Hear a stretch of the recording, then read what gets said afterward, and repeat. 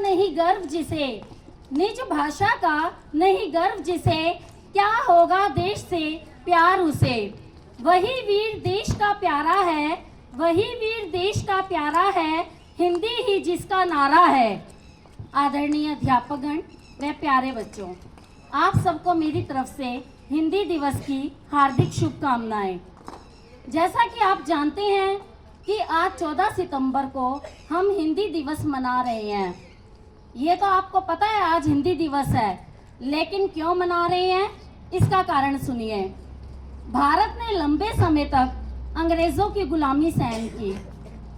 भारत पर अंग्रेजों का पूरी तरह प्रभाव पड़ा, भारत की संस्कृति पर, भारत की भाषा पर।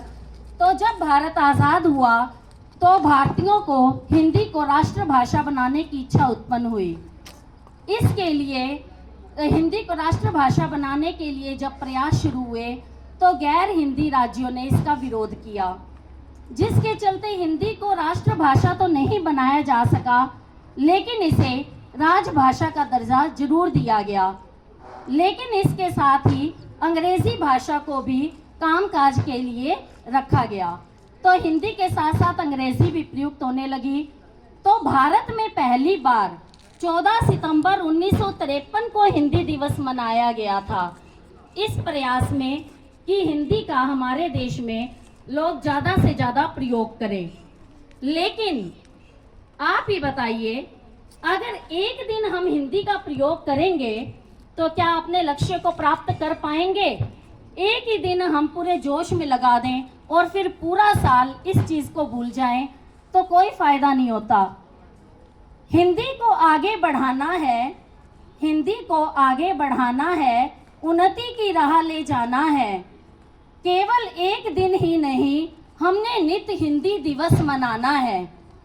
आपको पता होगा कि विश्व में हिंदी ही एक चौथे नंबर पे ऐसी भाषा है जो सबसे ज़्यादा बोली जाती है, और हम भारतीय इसको बोलने में बहुत ज़्यादा शर्म महसूस करते हैं।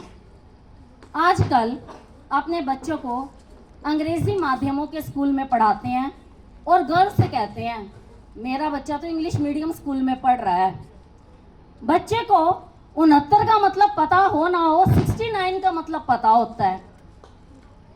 तो हम शारीरिक रूप से तो आज़ाद हो गए अंग्रेज़ों से, लेकिन मानसिक रूप से हम आज भी उन्हीं के गुलाम हैं, क्योंकि हम उन्हीं की भाषा का प्रयोग कर रहे हैं। ये भूल गए हैं हमारे देश की आज़ादी में हिंदी का बहुत अधिक योगदान है। जितने भी नारे थे, चाहे वो स्वतंत्रता मेरा जन्मसिद्ध अधिकार है या तुम मुझे खून दो मैं तुम्हें आज़ादी दूंगा, अगर ये इंग्लिश में होते क्या भारतीयों पे वो उत्साह जगा पाते?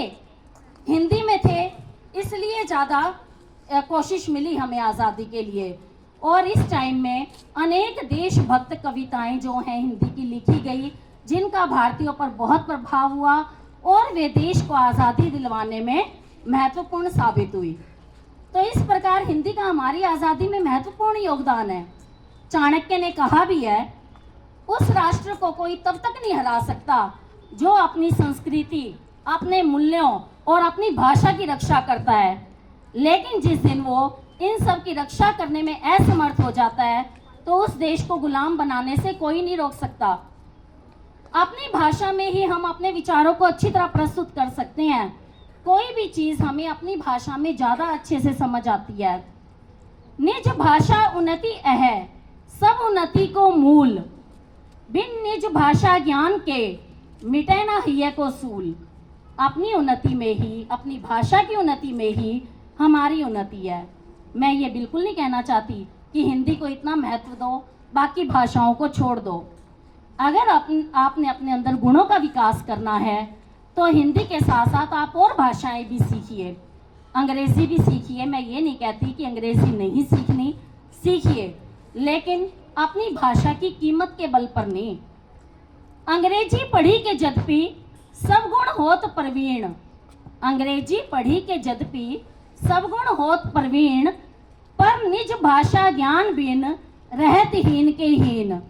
और भाषाओं को सीखोगे तो आप में गुणों का विकास होगा, लेकिन अपनी भाषा छोड़ के और भाषा सीखोगे, चाहे गुणवान कितने ही बन जाओ दूसरों की नज़र में, यानी कि बाहर कहीं जाओगे तो उनकी नज़र में छोटे ही रहोगे, क्योंकि आपको अपनी भाषा, अपनी संस्कृति की तो बिल्कुल भी जानकारी नहीं होगी।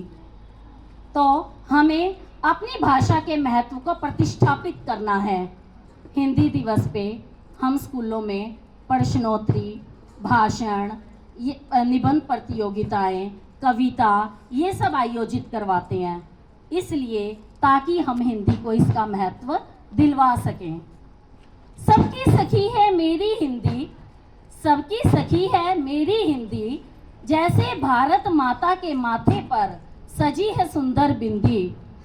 देवनागरी है इसकी लिपि, देवनागरी है इसकी लिपि, संस्कृत है इसकी जननी।